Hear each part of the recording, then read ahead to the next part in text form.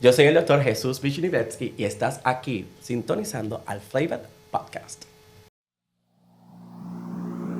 1, 2, 3, 4. What's up? It's your boy Los, LOS from the Flavor Podcast. You are listening and watching the Flavor Podcast. We're back. We're back.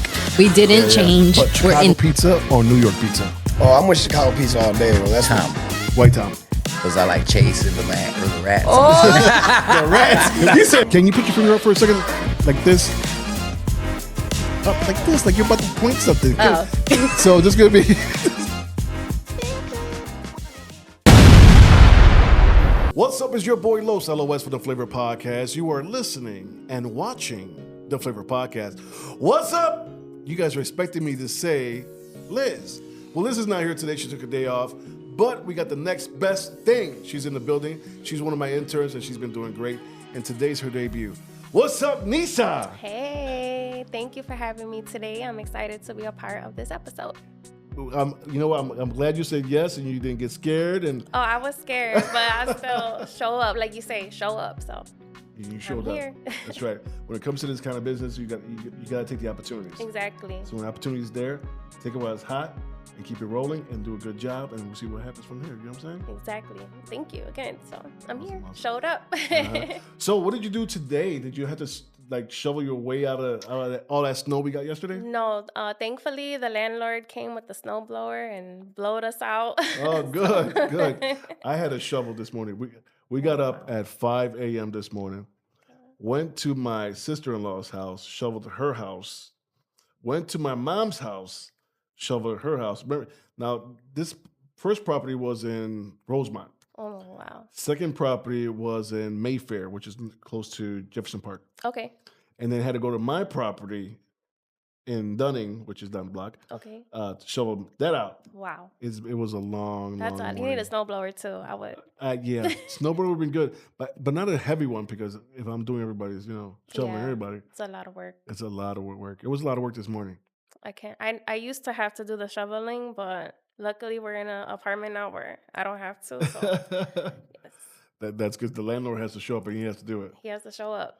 He has to buy that salt. He has to do all that stuff. All of it. Yeah, And he did it though. Because some Uh-huh. landlords don't. Uh-huh. They kind of leave it to the tenant to Mhm. figure it out. But there's like all women in our building, so I feel like He has to. He came. knows. He had to come. There ain't no man coming out early in the morning. Yeah. So he was there. It was like when I went to church, it was already Mhm. done. But I'm gonna say this: just because there's no man, doesn't mean a woman can't do it. That's very true. It doesn't mean that she has to do it, but it doesn't mean she can't do it. Exactly. Right. But it's nice and thoughtful to have a landlord that just does it for us and Right. doesn't make us have to go through that. Right. Because I wouldn't be able to do such a good job like he did. So Okay. Did he get your car out the snow too? no. No.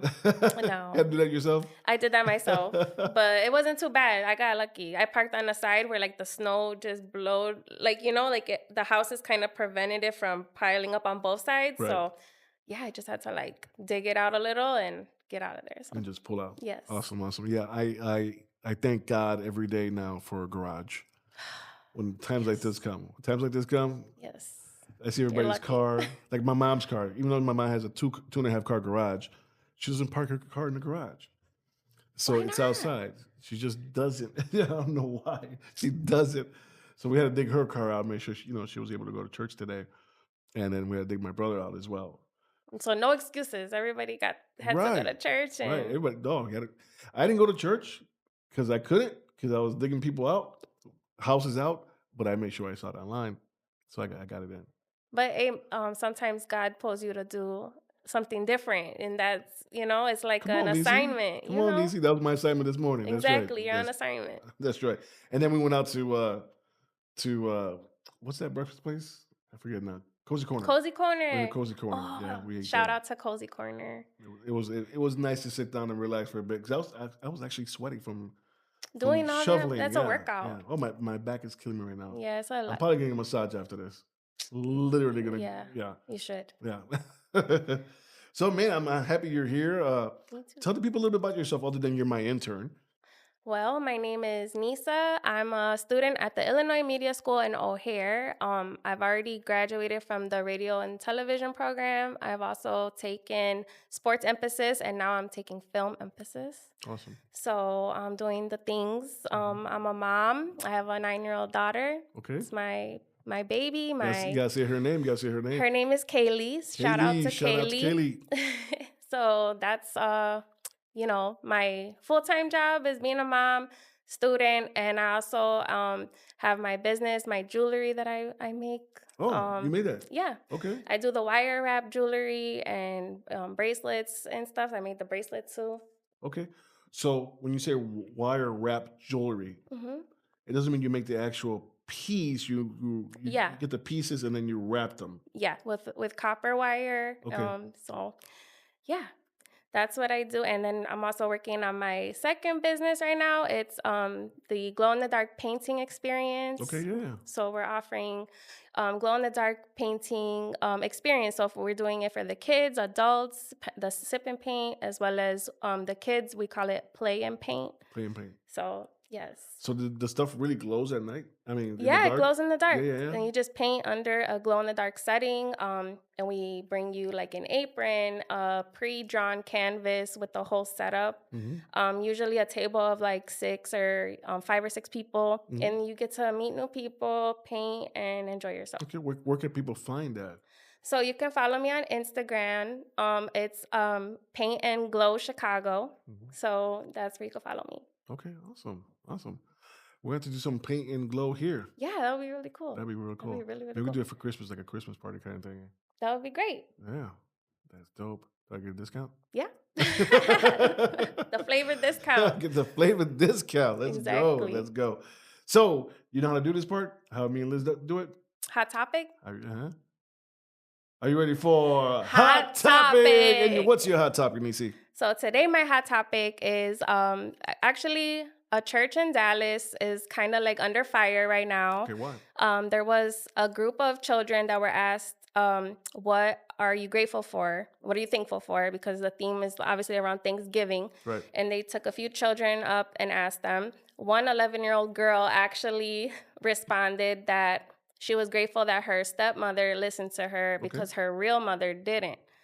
And in that moment... So that's what she said out loud to the people. That's what she said out loud to the people. People were was it a church? Yeah, it was a church. Her mother was there, her stepmother, her father, her family, the deacons, the pastor. Chacho. Then the pastor, the deacons, they tried to like rebuke the demon that was within her. Hold up. Yeah, go back a little bit. Go back. So because she said this, right, that her stepmother listens to her more, they thought there was a demon inside this child. Yes, and they started to put hands on her, lay hands on her, and they started to rebuke that demon that made her say that. Made her say how she feels? Yes. And that's why it's a big topic right now because parenting styles are kind of like under scrutiny, different parenting styles. So, some people thought that was wrong that she did it. And then, there's more people that sympathize with the child and see, obviously that was her cry for attention. I'm sympathizing with the child. Me too. I was on her side. So I don't think that she has a demon. I just think that she needs a little more attention. From mom. Yeah. From regular mom. Exactly. regular mom. Exactly. Mom, pay more attention to her. That's like, that was a cry out. She was crying out for something, you know what I'm saying? Exactly. Especially she knows the setting she's in. She's 9 years old. She's not like 5 or 6. Right. She knows what's up.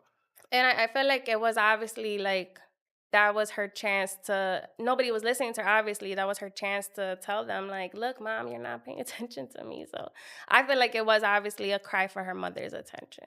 Yeah. Not to stir nothing, just to get that one-on-one. Right. So that would, if it was my child, a tear would have come down my eyes. I would have hugged my child. Yeah. The child would have got all the ice cream she wanted. We would have went to Toys R Us. Right? No, Toys R Us. My child, my little Leah, would have been an American Girl doll. Okay, there you go. I would have been spending money. Yeah. She would have got me, okay, now, Papi, I'm going to get you now. I'm going to get you in the pocket. Because American Girl doll is not not cheap. My Leah, she's 22 years old now, but when she was younger, yeah, she got a few. She got a few. Same me too. Yeah. I used to have my American Girl doll. Yeah. So I Did you go downtown and all that stuff? Yeah. My grandma used to take. She used to take me, so it was a big thing. Like every Sunday we would go downtown, and the cows, we were out there. You know, remember the cows? Yeah. She would make me take a picture with them, and then we would go shop, and I would get something, and it would be awesome. Great memories. Awesome. So my hot topic today was about yesterday. We were at the flag lighting at Humboldt Park, Paseo Boricua, and we had an extremely, extremely great time, even though we were in a snowstorm. I seen you guys out. I thought it was great. I wish I could have made it because I love seeing the flag lit up, but you guys were out there in the snow. Oh yeah, we were dancing. It was all kinds of music. Some people commented on my live, where's the Christmas music? Well, if that person's listening or watching right now, we had Christmas music, but there was a mixture of music. So maybe when you jumped down the line, there was, maybe you heard some, Bad Bunny or something like that. You know what I'm saying? I seen you guys doing salsa or something. Oh, I was like, okay. People were having a great time. We had alder person Jesse Fuentes was there. We just had a whole bunch. I think it was one of the senators there. No, Congress lady. She was there. Okay. Yeah. It was snowing though, wasn't it? It was coming down. It was coming down. Shouts out to Isaiah.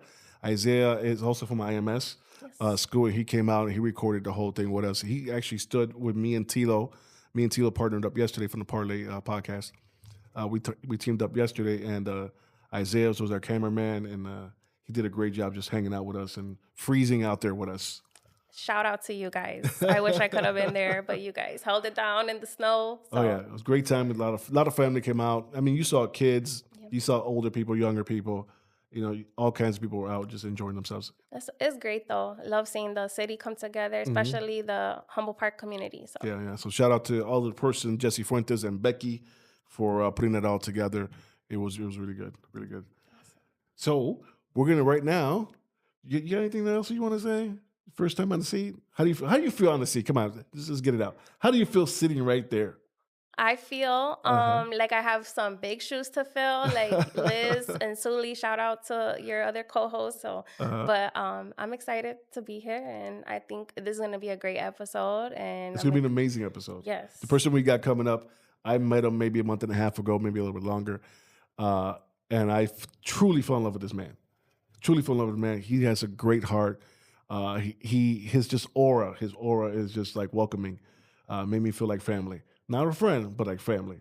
That's amazing. Yeah. So I can't wait to have him on here. And that's going to be in a few minutes and after these messages. Peace. Yo, what's up? It's your boy Los from the Flava Podcast. Did you know that a research study, Rashi, has been shown to have anti-cancer properties, anti-tumor effects? It helps detox the body and regulates the immune system. Whether your immune system needs to be controlled or boosted, Gano can help you there. And natural coffee that changes people's lives. Get your daily dose of 150 antioxidants in 1 cup while enjoying the flavor of this beautiful coffee. Natural coffee never tasted this good. What's up? And we are back, and that was Gano Reishi Mushroom Coffee. Look at my hair has been growing. You guys have been noticing my hair has just been growing. The curls are in, the skin is good, and the gut health is great. I'm even losing a little bit of weight. Try that Reishi Mushroom Coffee is great for you. So, Nissa, you ready for this guest? I'm ready. I'm really excited. Awesome. I'm excited as well. I already introduced him a little bit earlier, but he's on the table right now. And I want you guys to get excited because he is an amazing person.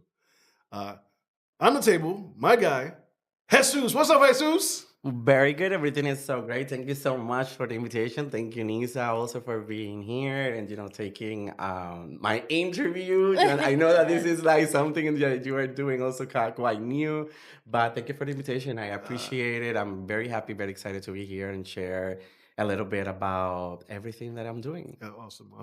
To come on this show. Well, first of all, I want to say I didn't say his last name on purpose. Oh, yes. Yeah. So camera on him. Yeah. My name is Jesus Vishnivetskiy. I marry a beautiful Russian man. And that's why, and I adopted his last name. So that's my name. There you go. Good. So I wasn't about to say last name because I'm about to rip it up. You guys already know I mess up everybody's name. It's gonna be here in the comments. So This show is about entrepreneurs that actually give back to the community, and you do that. You always give back to the community, and that's why you're here. And we want to showcase you and showcase what you do, not just in the community, but what you do in your life. You know what I'm saying? So, what do you do exactly in your business? Okay, my business. So what I do is that I say that my boutique is a one-stop shop. Okay. It's a one-stop shop, and until like probably 2 weeks ago, I was saying that it was a one-stop shop without shoes. However, All right. now that I'm getting new connections and new network and all of that, I haven't seen that is something that is on demand within the whole fashion. But and explaining about my boutique is a fashion forward boutique for women, but also for gender neutral people too. But at the same time, I'm also bringing pieces for men. Yes. So I started little by little because the space is not that big. At the beginning, I said, how am I going to fill this space? But now it's like, where am I going to place these things? Because it's like I'm running out of space. But we are planning in a way that is very strategic at the boutique. And what I'm doing right now is making sure that everybody that goes through that door, there's no complaints. Like they go right there to just enhance their self-esteem, to feel beautiful, to leave behind the problems and dedicate that time for them and invest in themselves. And one of the greatest things is that I have been able to maintain really affordable prices too for the community in order to, because I want to stay in business. I want to stay in business. But, but I have get very good suppliers and all of that because of the network that I had before opening and the boutique. But that's what I do there. Their wigs, their jewelry, their clothing. Swimsuits are coming. So now shoes are coming. The shoes are coming. So evening gowns, cocktail dresses, pageant dresses, rhinestones. We do alterations there too. What else do I have there? Pants, scissors, everything you can find over there that, if you have like any kind of emergency too, over there you go. And even like nail clippers. We got them there. Well, I remember when the first time I met you, I went to the shop and you were making a crown for someone. Right? Yes. So I got this client that she invited me to one of her events, and that's how I started to grow because that is a nonprofit organization that organizes fashion shows, and it's to empower women like normal regular women that have never done fashion shows, and now after their 40s and all of that, they have never pictured themselves into modeling. And now they're giving them the opportunity to do fashion shows, and like they have like contact me that like the very second week that I open. We have been in business for about close to 4 months only. Wow. And the very second week they contact me to see if I could bring dresses for that fashion show. And I bring about 60 dresses. And then I sold this woman every size that you can imagine there. And I was like, and we were like, take this one, take the other one. And, and we were able to put something very beautiful together. And the people realized that the expertise that I have my team is really like on point to see, take that one or take that one. And they actually realized that they can trust us and everything that we put together for the total look and all of that. Wow. And that's how we have been growing and being able to like execute the whole strategy that I had in my mind before opening the boutique. Awesome. You also dressed up Ivan Vega. I did. For Urban Theater. Yeah, for Urban Theater. So, yes, for the anniversary of Urban Theater, it was the 90s concept or something like that. 90s concept for the 20th anniversary. 20th anniversary. So it wasn't actually, it was Ivan Vega, and I saw the name of Hilda Frontani. She also went to the boutique too. Yeah, she's a friend of the podcast. Yes, so I dressed Ivan because he wanted to, and I was a little kind of scared because he said, I'm coming to get dressed, and I'm like, Ivana, I'm not sure if I will be able to find something for you within the things that I have. But then I went over my second hand because that's one of the things of the boutique. I have a second hand also clothing. I have new clothing, and I also have evening gowns. So I have and ready to wear stuff. So and what you mean by second hand, you mean gently used? Gently used. That they have been Give me a second. Vamos. Wash. They have been washed and they have been curated to be at the boutique. So with the quality of cleaning that it needs to be in at a store, because I will not, place that over there for sale without thinking about that part. Right. And doing your magic on it. Yeah, and there are many times I find pieces that I get to the store and then I have to fix them. I have to fix zippers. I have to fix sleeves. I have to fix like a rhinestone trim or add something that I already, when I saw it, I said, this can look really good. I can sell with this on top of this, and it goes like this. Awesome. And actually, at the end of the day, pretty much in terms of like clothing around the store, we're gonna be almost hitting our 4th month. It is like close to 40% of what I sell is the secondhand. Okay. So, and people many times comes like they're drag queens, they're non-binary people that perform and all of that, and come around to that corner and they like go one by one, and they find really good prices and things that then they say, okay, I'm gonna take this piece, but I'm gonna take that bag of rhinestones, and then they put that together, and there's a look. Yeah. Wow. You just reminded me. I used to date someone. I'm not gonna say her name. I used to date someone that she went to the second hand for New Year's Eve, right? Why you didn't say it? Porque estoy casado ahora.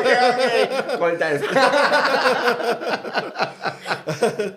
So she went to the second hand for her New Year's dress. I'm like, going to the second hand for your New Year's dress? She's like, trust me. She goes, I see the dress, right? Right. And I'm like, oui? She goes, trust me. So that night when I picked her up, right, this was like, it was glittery, it was like silver glittery dress, but it was like, it had long sleeves and it was real long. When she came out, she altered that whole entire dress. Beautiful. That is called sustainability. Yeah. So you just reminded me of that there's magic to do with these things. Oh yeah, it's about having the whole vision about it. One of the greatest things that I have developed during the years, because I started as a drag queen in 2009, and all that experience led me to understand what can I do with one simple base of a dress that I have there. You give me the concept of the show, and then I go crazy in my mind. Like this from here, that thing that I have behind that cabinet over there, and the other thing, and putting together things. And at the end of the day, because you have to do that kind of things, because as a drag queen you don't earn that much, and you live from out of the tips. So if you're gonna invest a lot in every costume, it's not worth it then. So there are people who can, but if you're gonna make a career out of that, you have to be very creative. So how good were you as a drag queen? Well, I won 10 titles, 10 Let's pageants, go. and that's why, the poster, the official poster of the store, have the image of myself, as you can see right now, a little bit of Photoshop, But, however, next to it, there is a drag queen. It's myself too, and it's myself, and the store is actually inspired in my drag persona, which is Yevea Altieri, which is the initials of Yevea Altieri, is Y-A, the Ya, which in Spanish is now, and Ya Ready Boutique. So everything, has a story, and that's how the boutique comes together, the name, and it's inspired also in that sparkliness and that vivid moments that Yevea also had in her career with like her pageants that she won in London, in Costa Rica, and all of that, and in Puerto Rico, being Miss Generation Puerto Rico, which is like the Miss Gay Puerto Rico pageant, those times in 2014. I don't really want to date myself, but however, but I'm still young. I'm gonna be 40 in January. But definitely, that career, that's how good I was. Awesome. Wow. Awesome. Yeah. You're really good. Yes, I won Miss Latina Gay International, for your information. Okay. In Costa Rica, beating all the countries from Latin America. Let's go. Representing Puerto Rico. So I want to say that you're a very colorful person, and so is your shop. Yes. You walk in, it's so colorful, it's so bright, it's so shiny.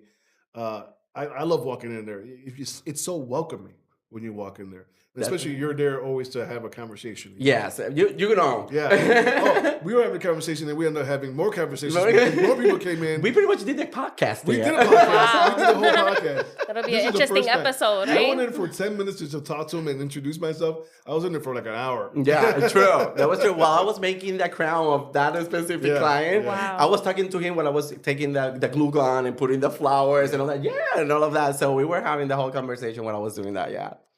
We had a good time too.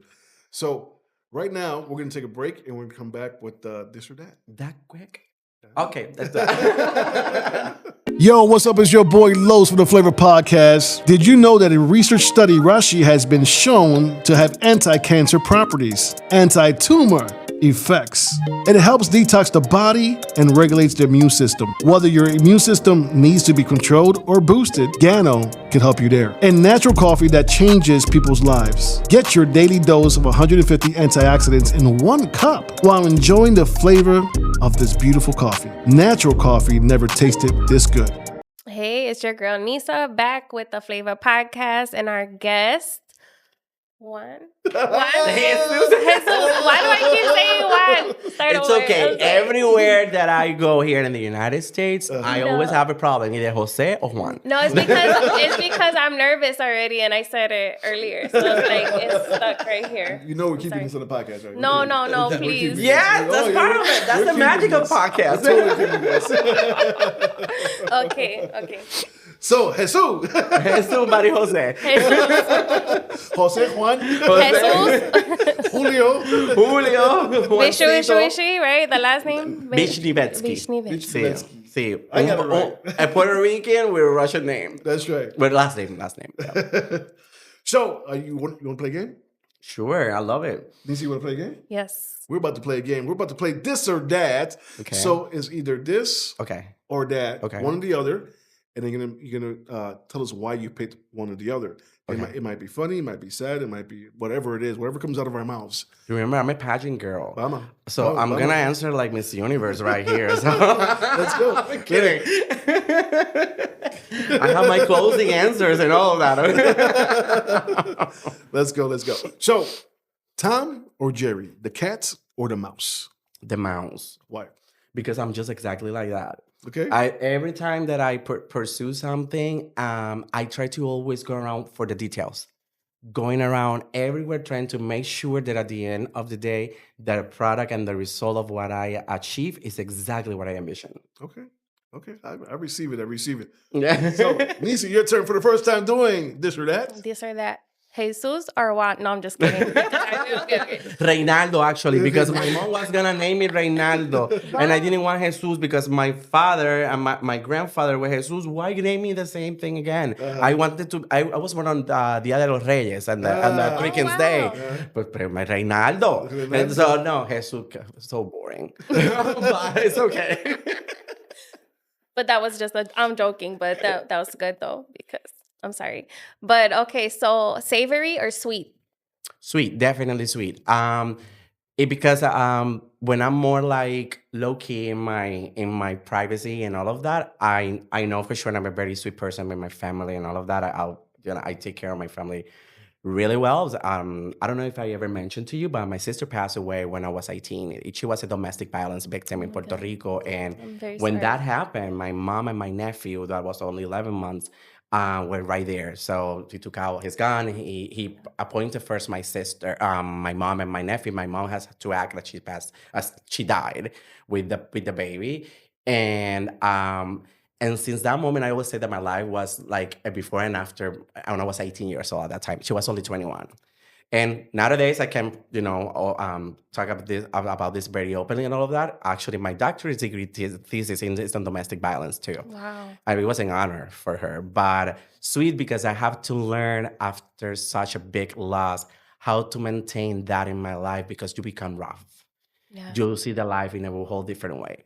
And when life changes like that, it gets times that you think that you are doing everything fine, when in reality, you should do many check-ins with like professionals to make sure that you definitely are on the right track. And I didn't do it.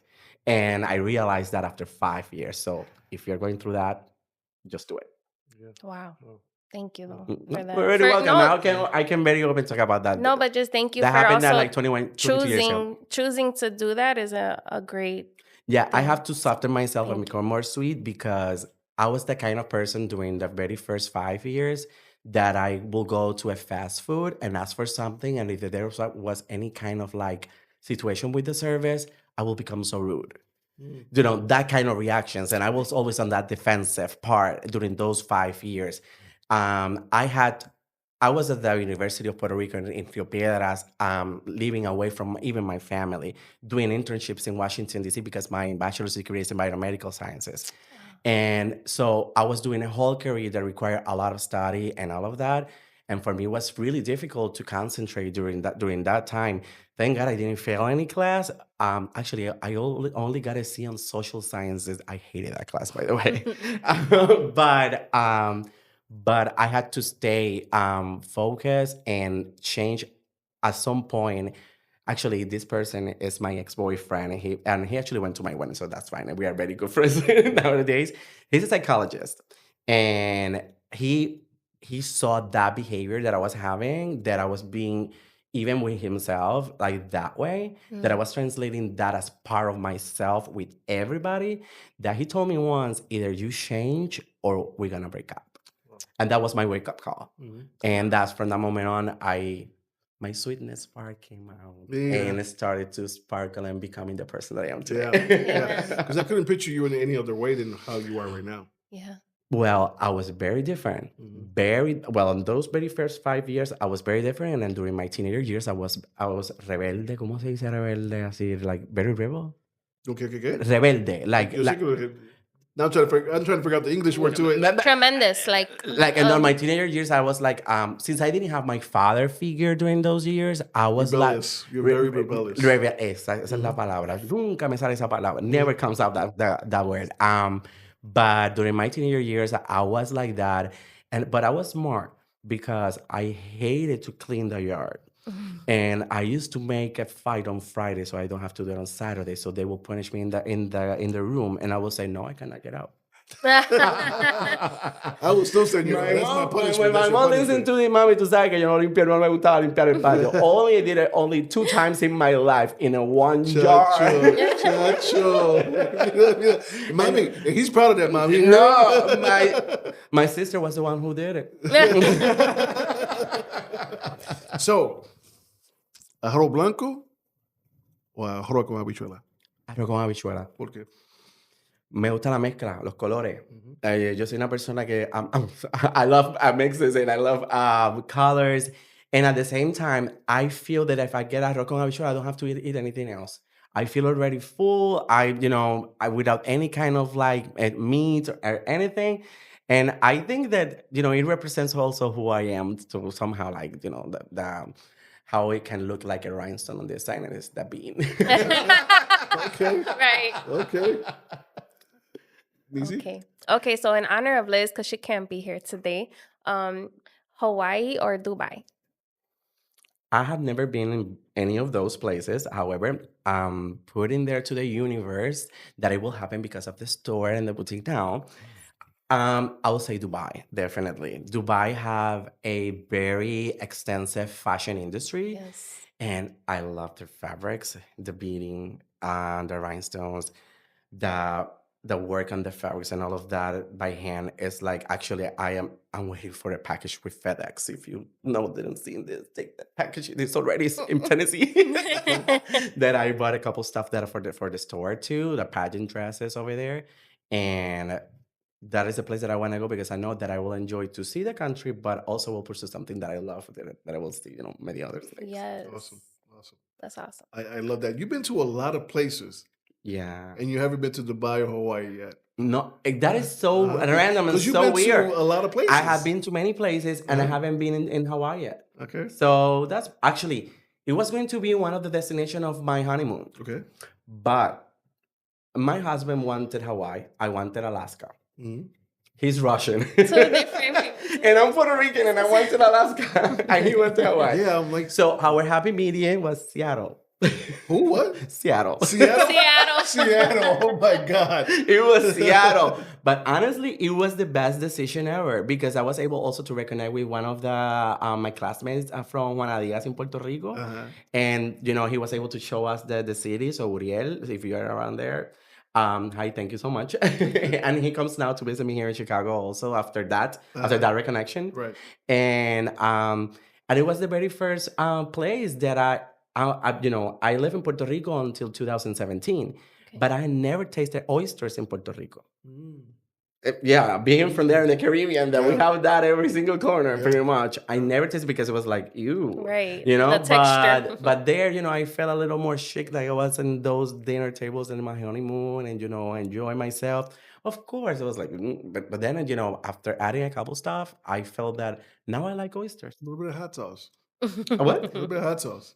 Hot sauce? I put hot sauce on No, oysters. not hot sauce. I mean, what did you put on yours? No, all the herbs and stuff like that they have. A little lemon. Yeah, and all of that. With that, I can do it. That's the usual. With that, I can do it. But with hot stuff, I always say I don't know why people like hot stuff because that food is to enjoy the taste. I enjoy it with that. No, you cannot enjoy the taste. Well, we have a difference. It's okay to disagree. This is our first difference for today. Yeah. Let's start to write them down. I like it hot. He likes it mild. Yeah. No, I hate it when there's How do you like your food? Hot, mild, I like bland? spicy. You like spicy? I like Spicy, spicy. okay. No, I hate it. No? I hate it when there's actually I have people that I used to work when I came here to Chicago from the Puerto Rican Cultural Center. They're Mexicans and her mom does tamales, and when she made orders, she always come and do what tamales? Yeah. Sin pique. Sin pique. A mí me gusta la capuria con un poquito de pique. No, la daña. Did Sí, you like ¿cómo you no? damage the Me capuria? gusta, No, no. the capuria you have to take it directly from la grasa. La grasa. De ahí, hot from Ni there. pastel. A pastel con ketchup. No. Forgive him, people. Forgive him. And ketchup is tomato sauce. No. I love it con ketchup, yeah. But that was the way that I was raised. That's what our abuelitas, in Puerto Rico, our grandmothers always plays on the pasteles that. But actually, I don't like the original pasteles that much. I like the yuca pasteles. Me gusta así. I Sí, love sí. yuca pasteles. I just ordered some from Ana de Cuba. Okay, pues me tiene que llevar a la boutique. Oh, she's on Fullerton Avenue. Pues cuando lo tenga, me lleva dos Sí, pastelitos. sí. No, I haven't tried it yet. Sí. Ya lo estoy poniendo aquí The como yuca. quien I haven't dice. tried it. Oh, the yuca. Pastel If that when the episode comes out, he haven't get my yuca pasteles, I will put it on that. Hey, the episode just came out, but the yuca pasteles are not here yet. Okay. Okay. I will make a phone call. Okay. Awesome. Oh, okay. So, sorry. But you answered my other question. I was going to say hot or cold. Cold. Yeah, because you chose Alaska. But yeah, I chose Alaska, and for some reason, my mom is always ¿cómo se dice regañar? Como que me regaña. She called me out or something like that. She's not yelling at him. It's like when your father or mother sit you down There's to people right now watching. They're screaming the word out. Exactly the word I out. can't figure. She I always understand talks to what I know in me English. like when she wants to put Reprimanding. discipline on me because Okay. as you can tell, this is what I'm using out, and I don't wear Okay. jackets or anything like that. Yes, people, it's like 30 degrees You're going to outside catch right a now. pneumonia. And- They're going to say that. And I am like that, and somehow I'm a still skinny person, I guess. Flaquito. Déjame tapar acá. But I'm a person that I like cold. And it's because also my husband is Russian, and I had to get used to that temperature in the house to be cold. And we sleep also with the AC on and a fan on. If I don't have the fan on, I cannot ¿Tú sleep. Tú naciste en Puerto Rico. Sí, pero I promised myself that I was gonna get out of there, the mosquitoes and this is mosquitoes. true. I'm not kidding. I'm not kidding. When's the last time you went to Puerto Rico? I go to Puerto Rico like 2 or 3 times a year. I went to. I'm sorry, Spanish. I went to the Yunque. They had no mosquitoes whatsoever. Well, in Guadalajara, in my city, the government doesn't have sufficient funds to like spray out the mosquitoes. No. Wow. It was Hurricane Maria that killed No, them all. so pretty much, I came in 2017 before Maria. So actually, when I moved here to Chicago, you know, like, when you do like those kind of like biggest changes in your life that are really like very particular and very important, you put yourself to think, did I make the right decision? And for myself, it was exactly like that when I came here on July 2nd, 2017. And it was just a little bit before Maria. And then those months when I was here, I was like, well, I make the winter. I had at that point, I never had a winter in my life like it is Chicago. We just have this storm right here, like yesterday. So I was like always looking on Google what was like the kind of clothing that I needed and all of that. And my strategy was that I knew already what was going to be my office at the Puerto Rican Cultural Center, and I looked my apartment 1 block away. Wow. So I didn't need it. So I could actually stay and last in Chicago, making sure that I could pass that 1 year, mark. So I could stay. Very smart. Prepare yourself, right? Yeah. But I love cold. And my coffee at Chucheria's Tropical Creation is cold, ice cold latte with 2 spoons of brown sugar. Camera me. Make sure my coffee's hot, please. I'm getting it hot today, but I don't mind. It must be cold by now. Oh yes, I love it cold. So, salsa or merengue? Merengue. I love salsa. Don't get me wrong. I love merengue because merengue reminds me a lot of my childhood. Like, I remember there was a cousin, her name is Millie. She actually lives down in New York. And when there was like all these Christmas gatherings and all our family gatherings, I was always dancing merengue with my cousin Millie. And the merengue is like, you like go to that corner and go to the other corner. And you can make like so many different things. But with salsa, there's a lot of technique. And I can say that I can dance salsa and I can have a technique. Many people may not agree. However, I know my steps and all of that, but to know salsa requires, and if you are not into that kind of like discipline, requires a lot of like knowledge and stuff to like get into it. But my talent is not dancing completely. However, we go out and I'll be dancing all around, even though it doesn't make sense. That's awesome. Okay, so like in terms of sparkles, rhinestones or glitter? Rhinestones, come on, like rhinestones, everything in glass that has to do with like aurora borealis, which is the tone that is like kind of like different colors and all of that. I think in that sense, rhinestones have changed many of the things that probably it was a therapy for me, because when my sister passed away, the very first thing that I started, it was not being a drag queen in a pageant. It was actually I do Barbie dolls, and I saw beads and all of that on their dresses, and I actually still on that community of collectors. I've been for about 20 years now. Wow. And I am the one who holds the franchise of Miss Doll Puerto Rico. And I prepared the Barbie dresses and all of that to send them to competitions. And I have one, if you go to my house, I have two displays that I have one like about 26 pageants of dolls. And they're there with the gown that is the winner and like the little crown with the sash and all of that. And the dresses are, handmade by myself. That's with rhinestones and all of that, yeah. And that was one of my therapies. Yeah, and I did not realize it was a therapy until it passed. Yeah, it started because I saw that it was like something that I wanted to pursue, a passion and all of that. Right. In Puerto Rico, Miss Universe, the pageants and boxing are national sports. Right. So I was into that, and what a better way to start started from very small. Exactly. Can't forget baseball. And baseball. See, my sobrino, my nephew is a baseball player. He actually plays for the AA League in Puerto Rico and for his college at University of Puerto Rico too. Let's go. Wow. Yeah. Go. So it's my turn, right? Yes, it's Okay, your so we're going down to the last two. Batman or Superman? Batman or Superman? Superman, because I can fly. He's more handsome. I can see him.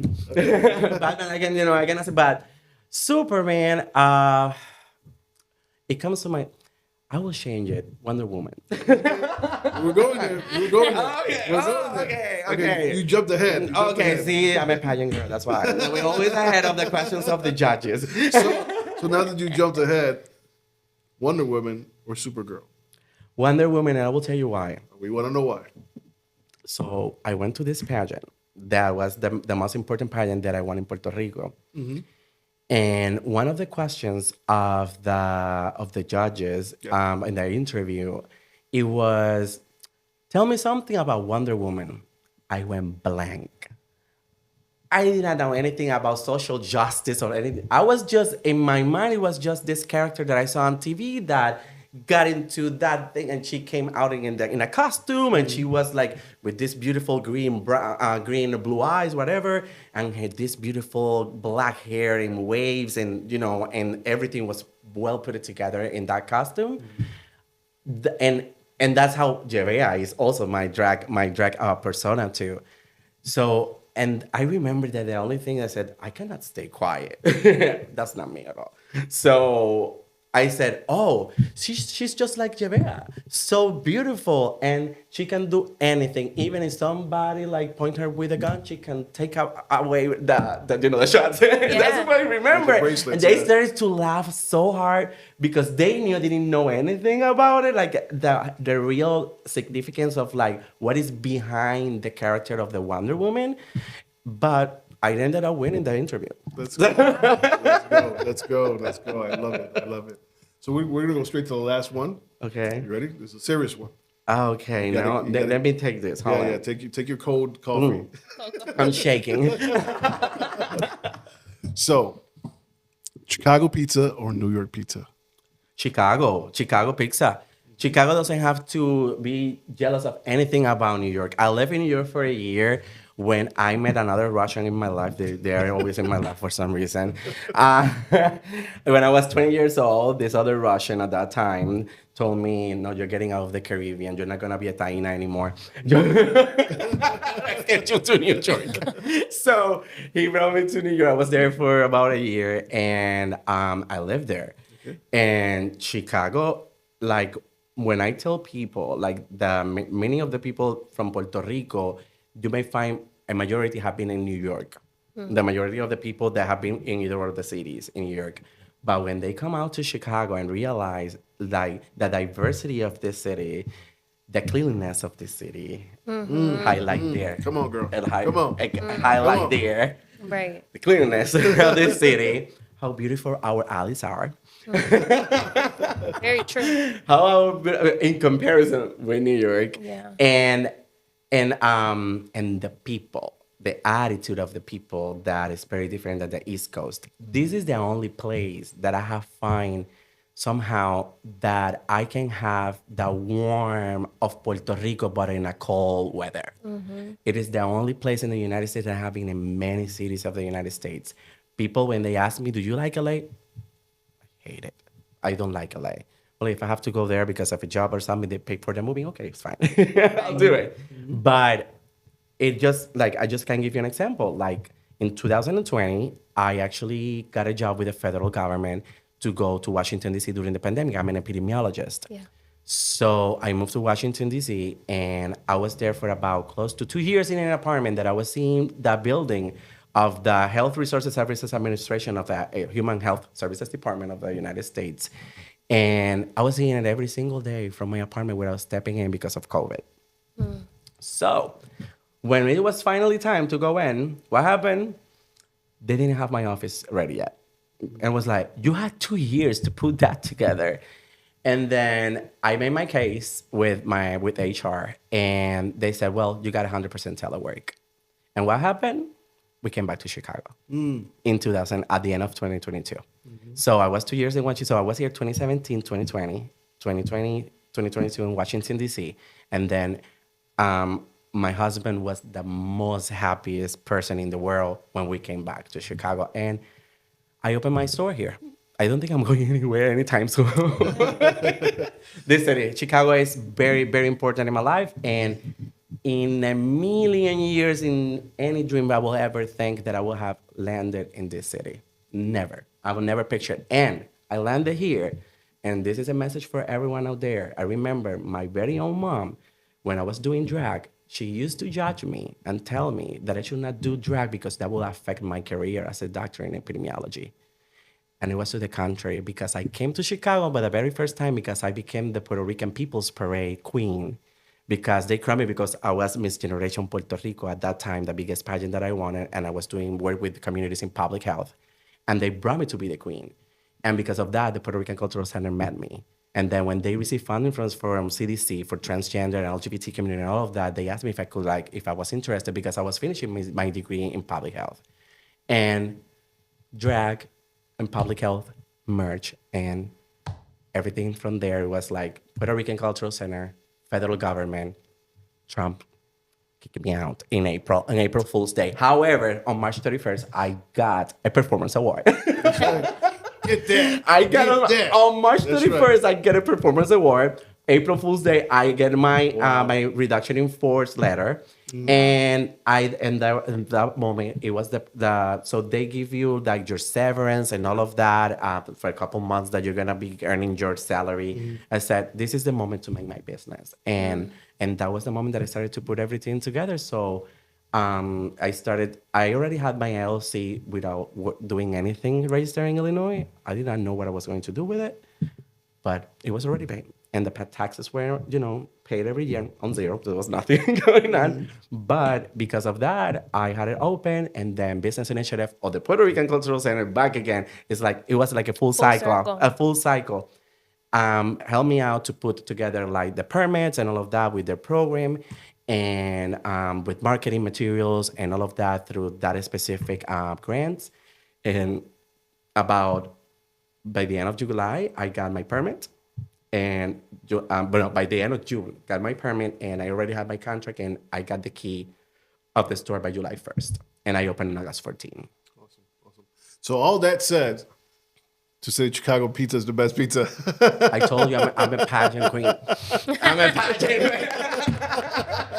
I just want to emphasize on that. This is what I do also. What I teach to other people because that's one of the things that I do at the boutique. I coach people into pageantry speaking, and in order for people to win the hearts of the judges, they have to bring out other stuff to make sure that everything makes full sense, and they are ready and understand where they're standing. Yeah, and there's a story there. There's a story there. Right. There's always a story. So, you said Chicago.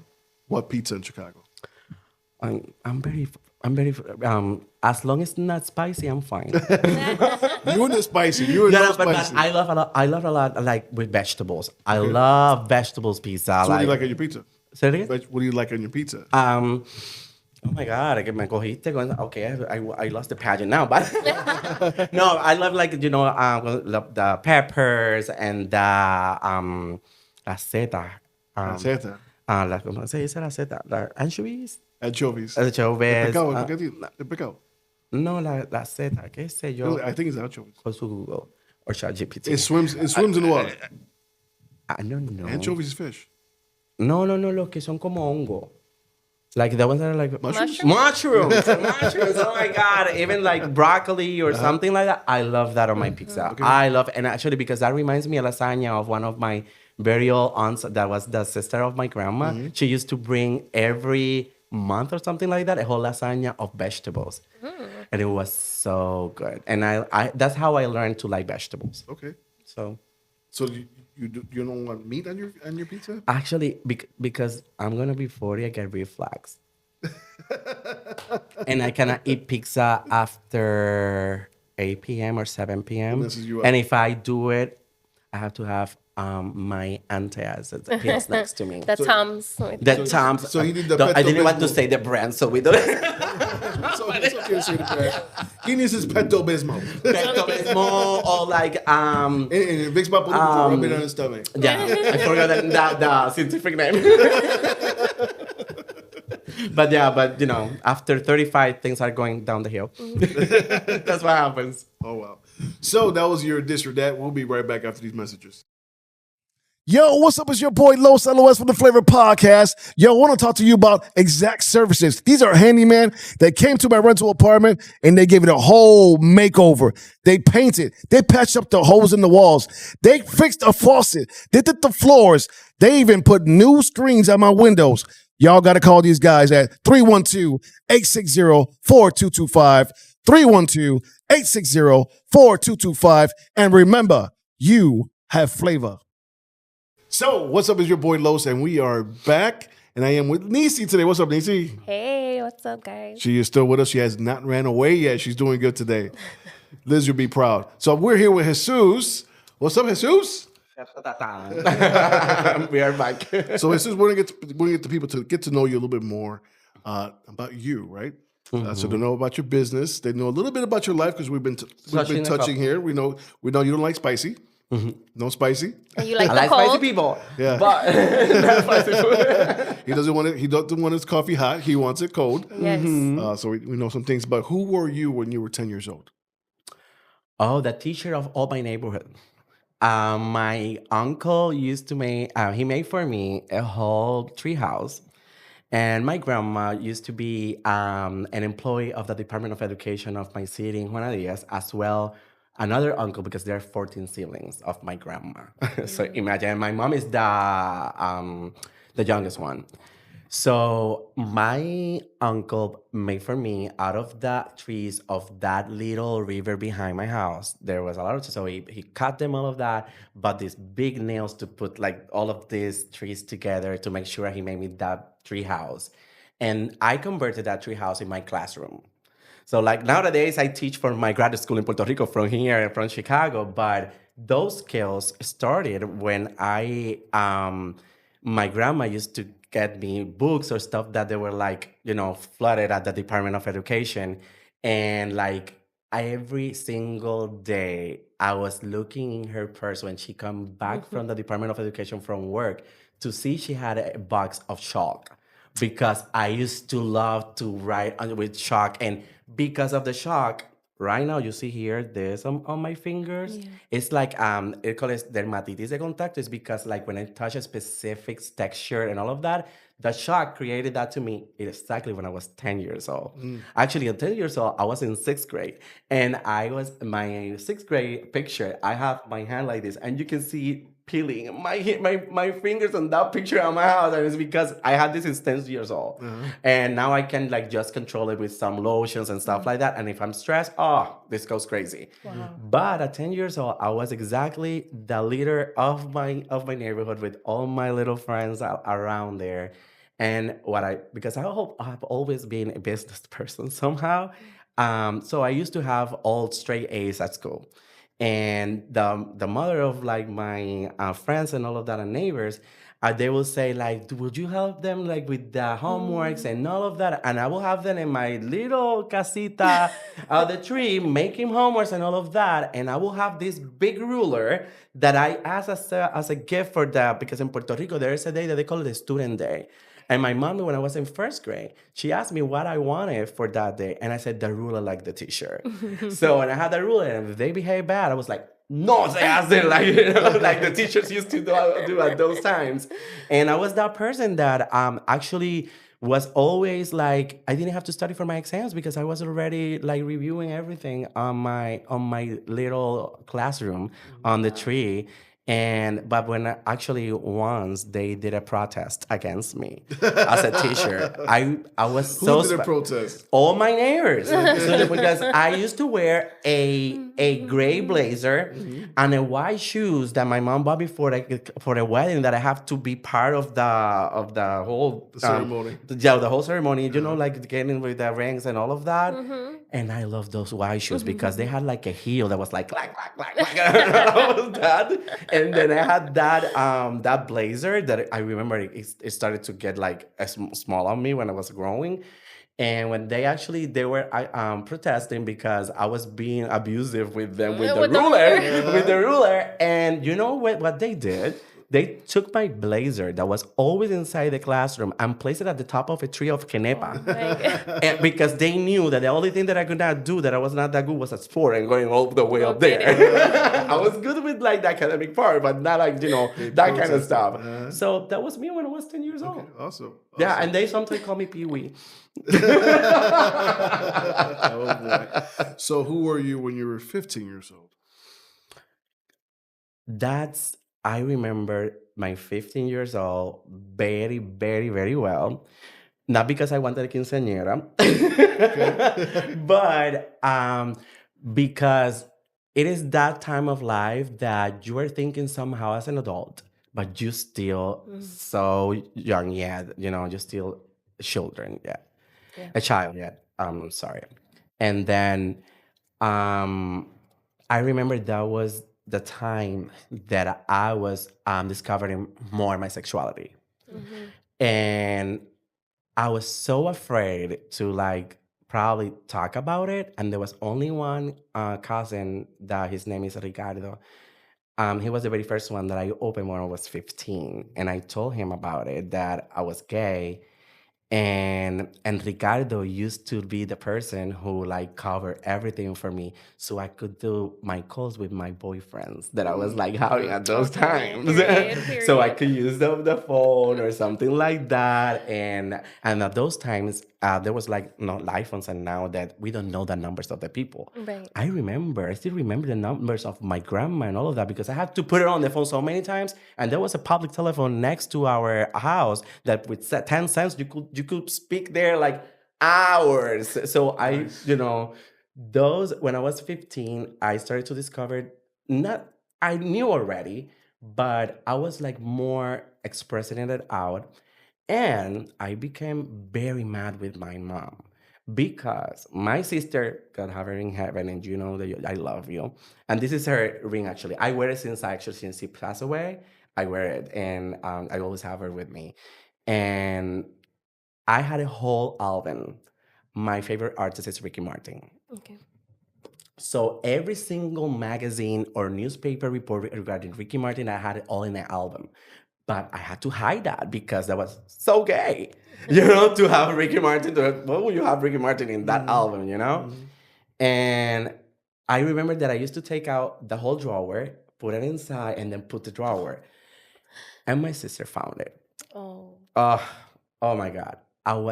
That was really painful for me to lost. And nowadays, I tell my mom, you pretty much throw away the album of my favorite artist. And I was so devastated about that. And that was a trauma for myself. And when that happened, I started to make things that didn't make sense. If I called the Department of Family and I said that she was... What? Yes. What? Are you serious? Le llamé what we call in Puerto Rico servicios sociales. Sí, I did. Oh, yeah. Oh, yeah, because I got so mad, and then they started... look at this. I was making the homeworks for people at school, and they will pay me for doing the homeworks, $5 or whatever. And I used to have my own cell phone prepaid that's still the same number nowadays. Wow. Because and then my mom knew that I had, without the charger, I could not talk to anybody. So she was realizing what I was going through and what I was doing, but they didn't want to kind of face it with me. Nowadays, I would say, like, sit down and let's talk. But in Puerto Rico at those times, there was no kind of like guidance or like information out there on how to deal with a kid that already was like presenting some kind of like showing that was, gay or part of the LGBTIQ plus community. It was different, though. It was different, and it was back in 2001, 2002. There was... the cell phones were like that big. That ringtones were like so loud. But that was me when I was 15 years old. A guy that was very mad with my mom.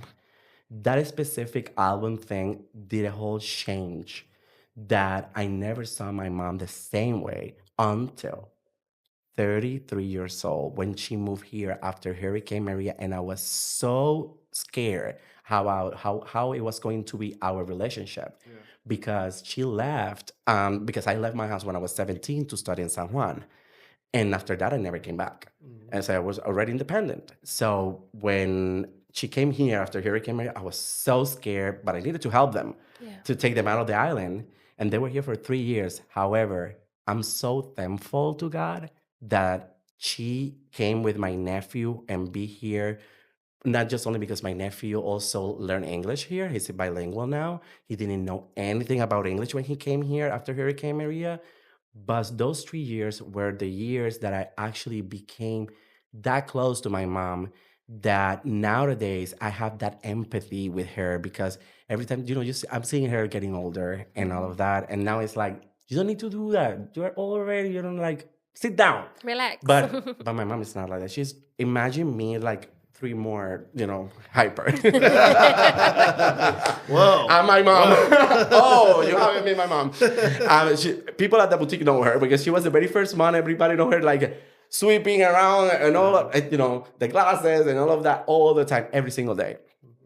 But that was me when I was 15 years old. That person, but because of that, and everything that happened to me in life right after that, I'm thankful though, because I was able to recover that kind of like trust and love that I quite lost, thinking that she did not support me when I needed the most. Right. So at 18 years old, you suffer a massive loss. Mm-hmm. Is it okay to talk about it? Oh, yeah, definitely. Yeah. To the contrary, I love people to know about it so they can actually have the conscience about it. If they know about someone, they can do things on time. Yeah. So what happened? So my sister, when she was pregnant with my nephew, when she was 8 months old, she was living already with her boyfriend, the father of my nephew. And they had some kind of like discussion that she had to get out of the bathroom naked with 8 months pregnant to the street to run because he got so mad that he was going with a knife to hit her. And she got naked with a belly of an 8-month child. And since that moment on, she got a restriction order that actually ended on the same day that she passed away.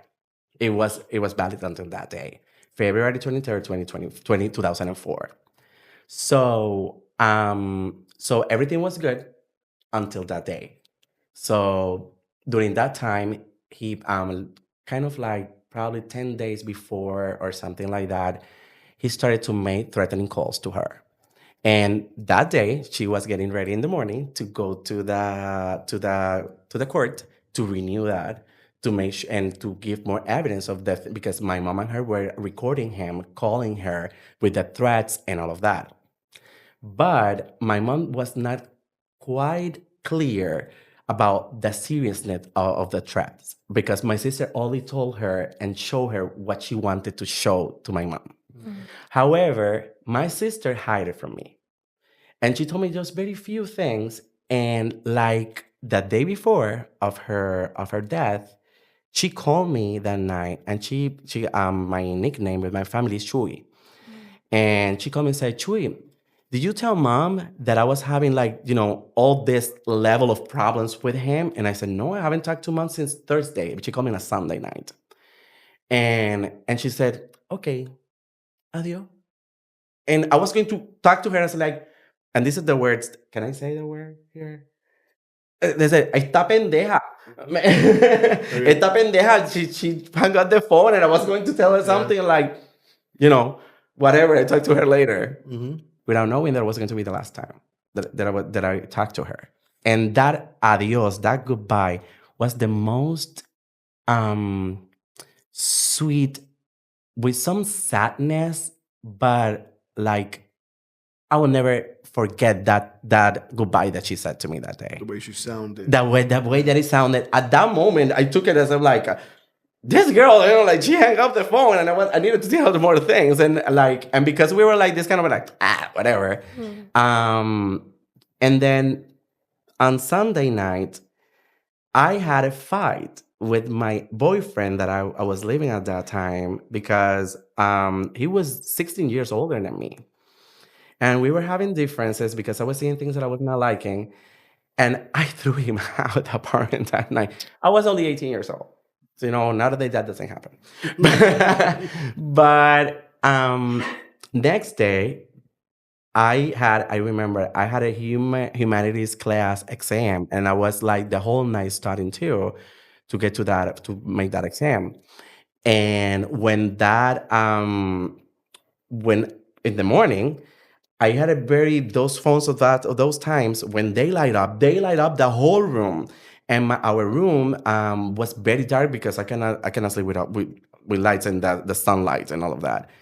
And I remember that close to 7:15, 7:30, that phone was lighting up, and I was like, I remember Lorraine, Marilyn were like the two very first person that and I said like, I did that. I just placed the phone down and I kept sleeping.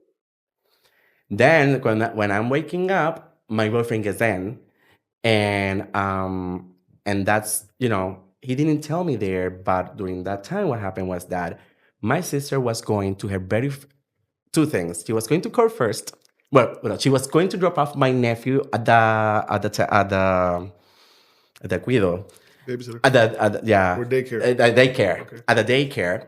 She was going to drop him at the daycare. She was going to court, and then in the afternoon she had the very first day her practicum because that was February, and she was going to graduate as a teacher in May. Okay.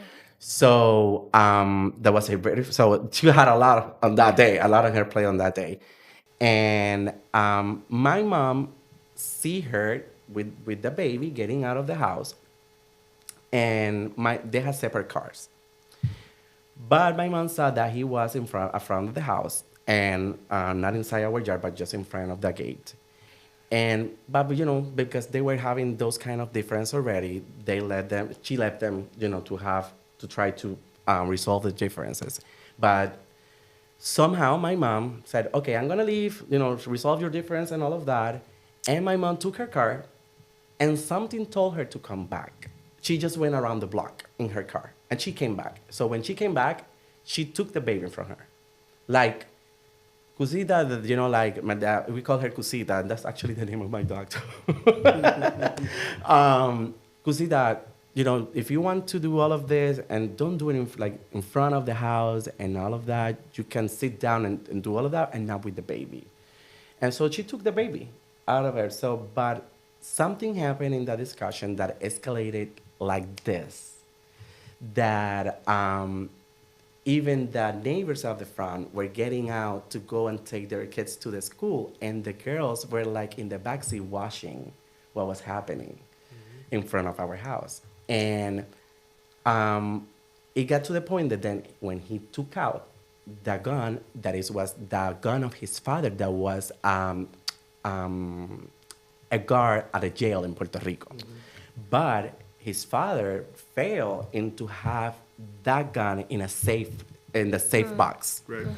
So he grabbed it, and one of the things that we realized after the whole process is that when they tested him, he was under the effects of the cocaine at 7:30 in the morning. And he took out the gun and but the very first thing that he says, it was like all of you, and he shot my mom, my mom gets this shot that only just barely touched her and on this side, but she felt it with the whole adrenaline that in seconds that it just happened, she just lose pretty much her force and fall on the floor, but she just tried to cover the baby, so she acted as she was dead and on the floor. But then my sister kind of she tells me that she quite tried to run away of the scene, trying to cover herself, but he shot her on the back. But that one didn't kill her actually. So that one came through this side on the right shoulder, and it came out. So, and then she said that she looked at herself. When she looked at the blood, she kind of get a little kind of that it was real, that he shot her.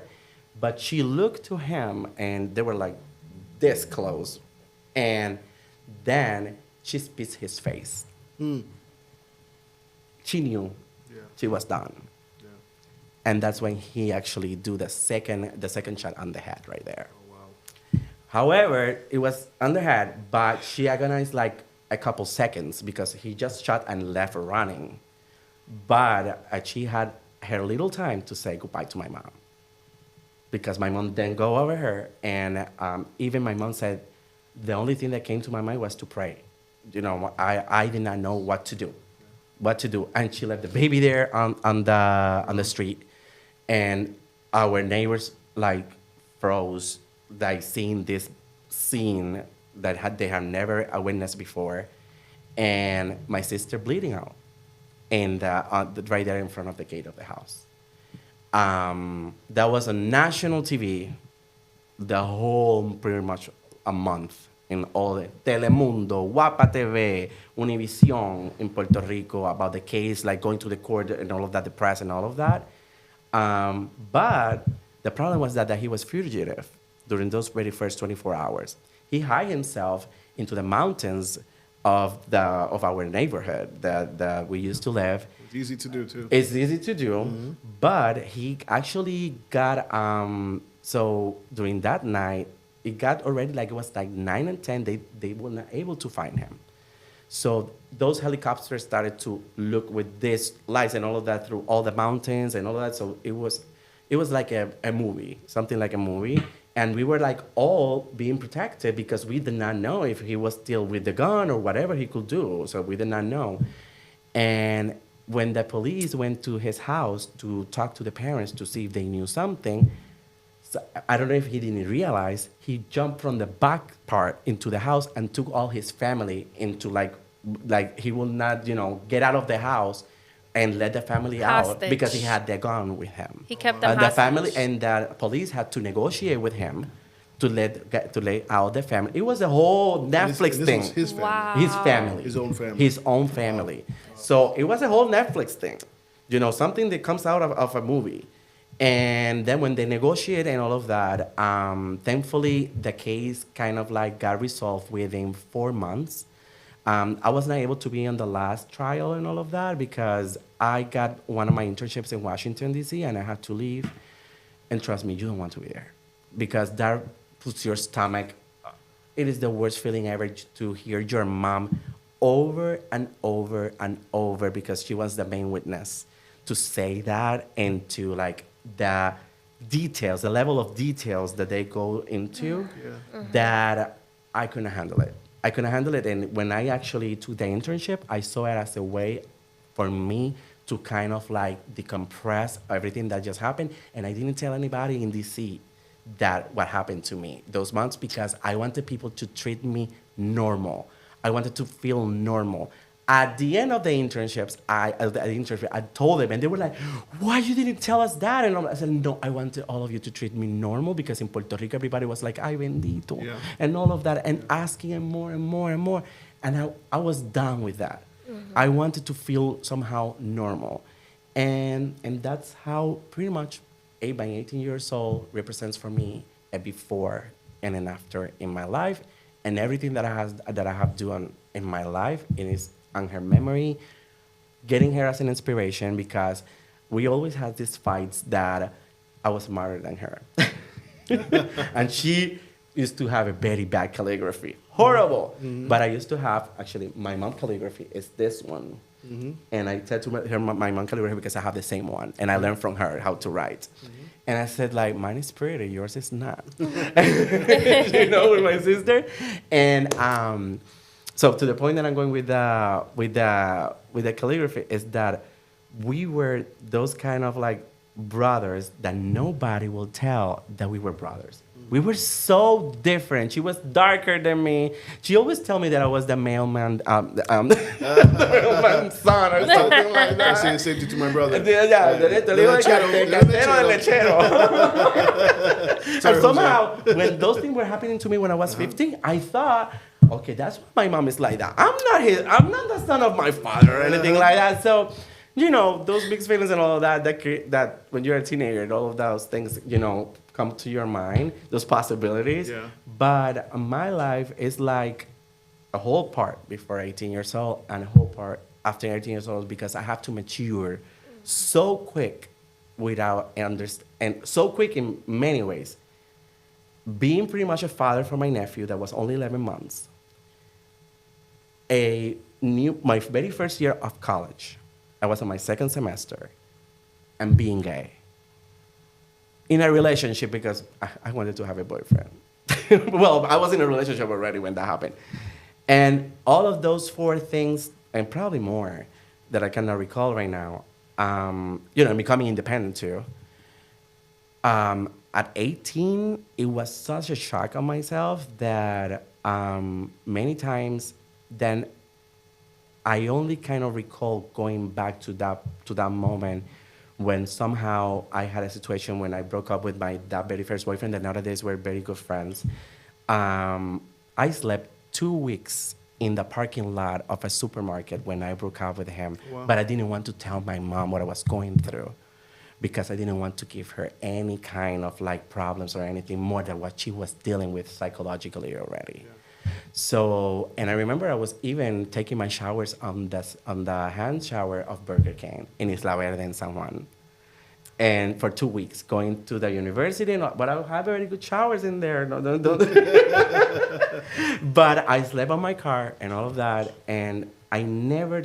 So since that moment, I promised myself that I will try to make my mom's life smoother, more happy, and the fear that always gets to my heart is that something happened to me before, that she, by life of Ley de Vida, that she passed away. And honestly, I always ask God, please give me the time for me to see that, to handle it, because I don't want her to go through that again. Okay. Yeah. So that's me. 18 years old before and after. That's a lot. At 25, and when I'm talking about 25, because we found out something doing research. Nisi was doing research on you. So she was doing research on you. And something that I didn't know, it's something you've been talking about. You've been talking about it. Mm-hmm. Doctor? Oh, yeah. Yes. So I have a bachelor's degree, a master's degree, and a doctorate degree. Mm-hmm. So my name is, and on my business cards of the store, you will see Dr. Jesus Vishnivetskiy. So I started in biomedical sciences. I wanted to be a journalist, first of all. And my mom, in Puerto Rico, there was an ad on TV that there was like, if you wanted to become a teacher, it was like, for that salary, like, maestro, like, no way. So I won a geography contest at my school, in high school, when I was in 12th grade. And one of the prizes was to get the application for this biomedical research high school program. Mm-hmm. And I won the application, and I got in. I got into the program, and I was doing research at the School of Medicine in Ponce for the whole summer. And then in August, everything that I have done during the summer, I will travel to Washington, D.C. with a salary paid, all the expenses paid, to present my research in D.C. at the National Institute of Health. So I started that when I was in 10th grade, and I did it every year, 10, 11, 12, and I did it also during my whole undergraduate summers in Washington, D.C., the whole summer then. So I started biomedical sciences, and I thought that I wanted to keep doing biomedical sciences right after my bachelor's degree too. So when I finished my bachelor's degree, I applied for a scholarship to continue my PhD in biomedical sciences, and I get a whole complete scholarship with salary, books, registration at school, and all of that paid. However, something happened in my life that was one of the rotations that I had to do it with the public health department of the school. And I did not know that even the school had a public health department. Mm. And that was when I remember Dr. Lisa Norman at the school gave me the opportunity. And the very first field work was to do HIV testing at the public projects of Puerto Rico, to women at the public projects of Puerto Rico in Ponce. Mm. And when I got to have that contact with people and not with rats in the lab. Right. I used to do surgery a lot on rats all the time in the lab. I had to go to the public projects and all of that. I understood what my advocacy really was. So I declined my whole scholarship to get a loan to study public health. But the problem is that at that very same year that I decided that, they took out that I cannot go from the bachelor's to the doctorate. I had to do my master's 1st. And when I was changing that, my professors from biomedical told me that I was changing oranges, for bottles, something like that. And I was like, but that's what I want to do. And I'm so grateful that I did that change, because I would have been so miserable right now inside a lab that we'll be having rats that smell and all of that, that I couldn't have talked. Well, I used to talk to them. I gave them name actually. So, but that was not me. That was not me. But at those times, I needed to take that opportunity because it was probably what came available for me in that small town of Puerto Rico. But when I saw other things that came across that I see other world, and I see that I could like feel myself identify, it was when exactly I said public health is my advocacy, and that's what I want to do. And then I went to do public health in general public health. And in my master's and my doctorate degree, I won most outstanding student, okay, in graduate school. And then I went to do my doctorate in epidemiology, and that's when I did my my research thesis that was selected to go to be presented in South Africa. I got selected to go to South Africa to present my investigation that was exactly predicting the risk factors according to the data that the police of Puerto Rico collect from every report of domestic violence in Puerto Rico, from those that are fatal victims and those that are not fatal victims, to see what actually can be those factors that the police see within the whole investigation that they need to actually take care more of the victim in order to avoid that they can become a fatal victim. So it was pretty much a statistic model trying to see what are those variables that can predict specifically for the population of Puerto Rico that victim is more at risk than these ones. Yeah. And I ended up, one of the things that I can just say, from the top of my head, because there were so variables, there's a lot of like math involved. It was the difference of age between the partners is more than 10 years. It was a risk. Complete risk that they become a death. So there's an age difference. An age difference of 10 years. 10 years or more. It might become violent. It can become a fatal case. That is a predicting variable for a case that can become actually a fatal victim of domestic violence. And then I gave that to the police of Puerto Rico, and I'm not sure if they actually have take this into public policy completely, because it has changed a lot, the politics and all of that in Puerto Rico. After I left, I came to Chicago, but I finished my thesis. And that's pretty much from where I got my doctorate degree. And I ended up graduating an epidemiologist that many people, you may think an epidemiologist domestic violence, there's an epidemic of domestic violence. And so in social epidemiology, and I did it like that because of my sister. But before that, all my experience was like with infectious diseases. I wanted to do something completely different because I already had the experience, like contractor with CDC, working at the quarantine station in San Juan, Puerto Rico. And I said, like, I need to do something different. And I enjoy what I did. And every night that I was like almost having a tear in my face, like I was like done with the thesis, I remember that it was for my sister, and that kept me going to finish my thesis. That's awesome. Yeah.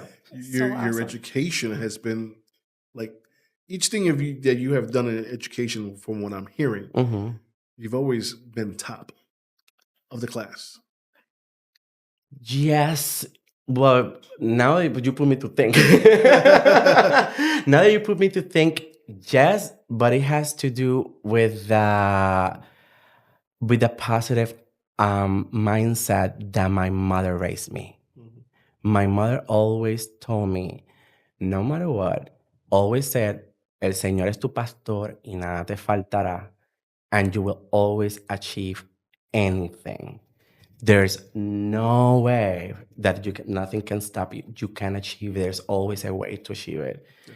It can be difficult many times, very, very difficult, but that make it better because the sacrifices is when actually the opportunities when you see back is when you appreciate more when you are standing. So I learned that from her. And I learned that from her when she actually went through the process of overcoming my sister's death. Yeah. When she went to get some help and all of that. And the woman that she is today, that taught me a lot.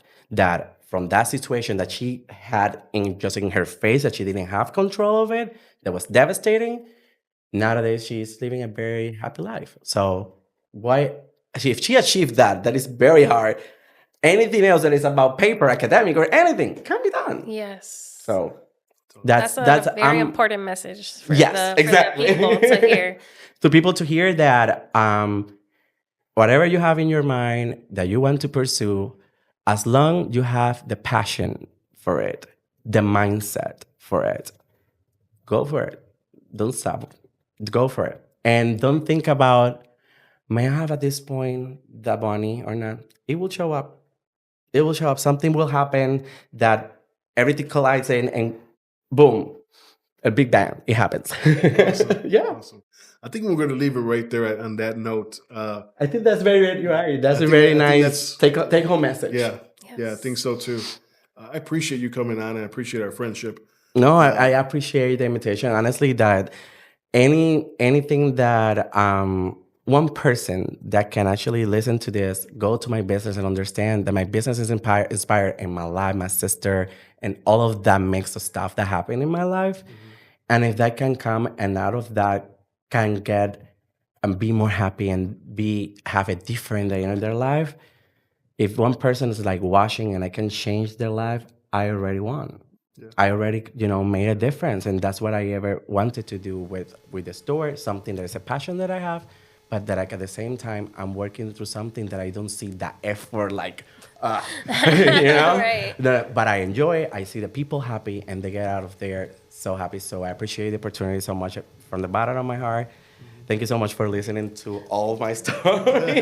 Thank you for this become like more serious at the end, right? Yeah, so this portion right here, I want you to speak in your language. Because you've been speaking in the English language. Oh, yeah. Like, when I arrived here, I was like on Spanish mode. And when I was there, I was like, Jesus changed the ship today. So, you want me to like... Yes. Okay. What type of thing is it? No, for the rest of this next 5 minutes, just speak in your language. Because if you don't know Spanish, get to know language. Yo creo que lo más importante que se ha hecho en el día de hoy es la importancia de la colaboración entre las comunidades de latinos, puertorriqueños, lo que sea la raza en los Estados Unidos. Cuando estamos acá vemos la vida de una manera completamente distinta. Los sucesos y la política del país nos hace de una manera que nos obliga a estar más juntos y hacer este tipo de cosas para poder llegar poquito a poco en microesfuerzos para poder hacer un cambio de que quizás todo lo que está pasando alrededor del mundo son muchas cosas difíciles que todos los días lo vemos en las redes sociales y nos agobian y nos llenan de mucho estrés, pero quizás llegar a este momento donde quizás vemos mi historia, todas las personas que se sientan aquí para venir a este podcast, les ayude a ustedes quizás liberar un poquito de eso y quizás pensar que lo que nos ha pasado a nosotros quizás no le ha pasado a ustedes, pero utilizando las herramientas y la forma como nosotros pudimos resolver y llegar a donde hemos podido llegar, si podemos ser un role model para ustedes, pues ya creo que con eso él cumple su meta con su podcast. Sí. Yo cumplo mi meta como citizen, como responsible citizen, de poder dar de vuelta todo lo que la vida me ha dado, de poder seguir viviéndola de la mejor manera posible. Y pues todos cumplimos con ese compromiso social siempre y cuando apoyemos este tipo de iniciativas que son de la comunidad, para la comunidad y por la comunidad. Así que yo creo que con eso es bien importante que cada persona que esté viendo esto, compártalo, así sea, si no lo comparten con todo el mundo en sus redes sociales, compártelo por lo menos con la persona que ustedes tengan más confianza. Que ustedes sepan que esa persona se va a nutrir del contenido que estás haciendo aquí.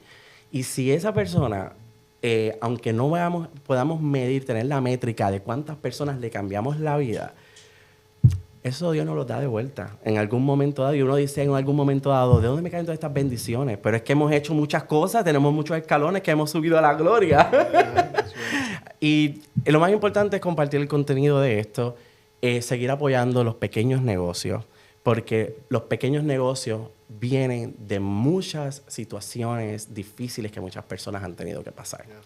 Y vienen de esas iniciativas que vienen de las personas que han pasado muchos procesos, y todo hace sentido cuando nos sentamos en una mesa como esta, su pasión por el podcast, mi pasión por la moda, personas que quieren crecer y todo esto. Y cuando estamos aquí se hace un cóctel como de hermandad, de unión, pero sobre todo de camaradería, de poder entender que lo más importante es tenernos unos a otros para poder seguir creciendo y enseñándole a futuras generaciones que con la tranquilidad, que con el respeto, la disciplina y con esta gran camaradería podemos hacer cosas posibles completamente bien positivas para esta sociedad.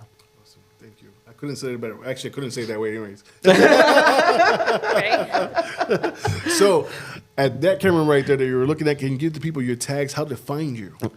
Please follow us on social media on Instagram. Go to Instagram, which is like the main social media that we are using for the store. And we are using it because that's the one that we are going to do the release of the online store too. So go on Instagram and write Ya Ready Store. Y-A, Ya in Spanish, okay? Ready, getting ready. Store, Ya Ready Store. Go to Instagram, follow us there. Over there on our profile, you have our address, you have our number, where you can put it on your GPS, and on your GPS you can get to Humboldt Park, beautiful Humboldt Park, to get over there to visit us.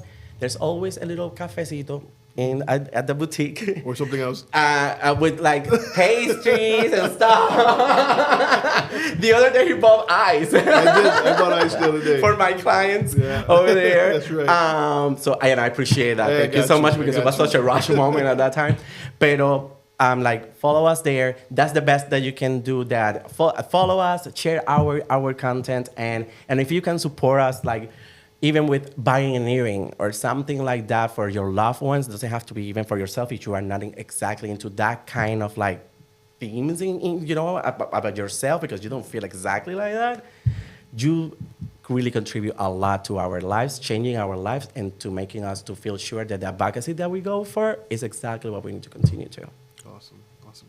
So Jesus, I want to tell you, sir, that you, sir, have flavor. What is that? Mira. Adobo. ¿De dónde salió esto?